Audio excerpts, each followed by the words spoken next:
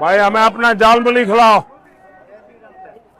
हाँ, कितने का होता है आपका जाल मूली? आप कितने का नहीं, अच्छे वाला कितने का होता है? 10-20। हाँ, जो भी है बना दो। हाँ दाल थोड़ी खाएगा। हाँ हाँ।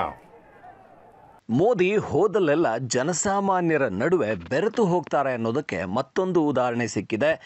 ಪಶ್ಚಿಮ ಬಂಗಾಳದ ಚುನಾವಣಾ ಪ್ರಚಾರದಲ್ಲಿ ಜಾರ್ಗ್ರಾಮ್ ಎಂಬಲ್ಲಿ ಜಾಲ್ಮುರಿ ಅನ್ನುವಂಥ ಒಂದು ವಿಶೇಷ ಅಲ್ಲಿನ ತಿಂಡಿಯನ್ನು ನರೇಂದ್ರ ಮೋದಿ ಇಷ್ಟಪಟ್ಟು ತಿನ್ನೋದಕ್ಕೆ ಆ ಅಂಗಡಿಗೇನೆ ನಡೆದುಕೊಂಡು ಹೋಗಿದ್ದಾರೆ. ಅಲ್ಲಿ ಅಂಗಡಿ ಆತನಿಗೆ ಕೂತಲ್ಲಿಂದಾನೆ ನನಗೆ ಆ ತಿಂಡಿಯನ್ನು ಮಾಡಿಕೊಡು ಅಂತ ಕೇಳಿದ್ದಾರೆ. ಹಾಗೆ ತನ್ನ ಜೇಬಿಂದ ಹಣವನ್ನು ತೆಗೆದು ಅವನಿಗೆ ಕೊಡ್ತಾರೆ. 10 ರೂಪಾಯಿ ಅಂತ ಹೇಳ್ತಾನೆ. ಆ 10 ರೂಪಾಯಿಯನ್ನು ತೆಗೆದು ಕೊಡ್ತಾರೆ ಅಂಗಡಿ ಆತನಿಗೆ. ಆತ ಆ ತಿಂಡಿಯನ್ನು ಮಾಡಿಕೊಡ್ತಾನೆ. ಸೊ ಇದು ನರೇಂದ್ರ ಮೋದಿಯ ಹೊಸ ಶೈಲಿ, ಅಂದರೆ ಜನಸಾಮಾನ್ಯರನ್ನು ಕೂಡ ರೀಚ್ ಆಗುವಂಥದ್ದು. ಇತ್ತೀಚೆಗೆ ಅವರು ಹೆಲಿಪ್ಯಾಡ್ನಿಂದ ಇಳಿತಾ ಇದ್ದಾಗೆ ಸೆಲ್ಫಿ ವಿಡಿಯೋವನ್ನು ಕೂಡ ಮಾಡಿದ್ರು. ನೋಡಿ ಎಷ್ಟೊಂದು ಜನ ಇದ್ದಾರೆ, ಜನಸಾಗರ ಹೇಗಿದೆ ಅಂತ.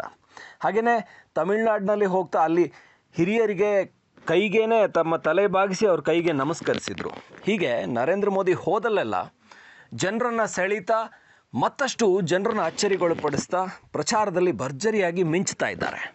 भाई हमें अपना जाल मूली खिलाओ। हाँ, कितने का होता है आपका जाल मूली? आप कितने का नहीं, अच्छे वाला कितने का होता है? 10-20। हाँ, जो भी है बना दो। हाँ दाल थोड़ी खाएगा। हाँ, खाएंगे, बिल्कुल खाएंगे।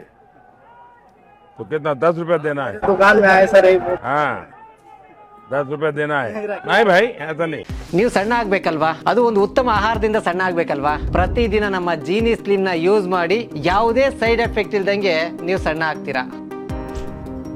ಇದು ಪಬ್ಲಿಕ್ ಇಂಪ್ಯಾಕ್ಟ್, ಜನಶಕ್ತಿಯೇ ನಿರ್ಣಾಯಕ.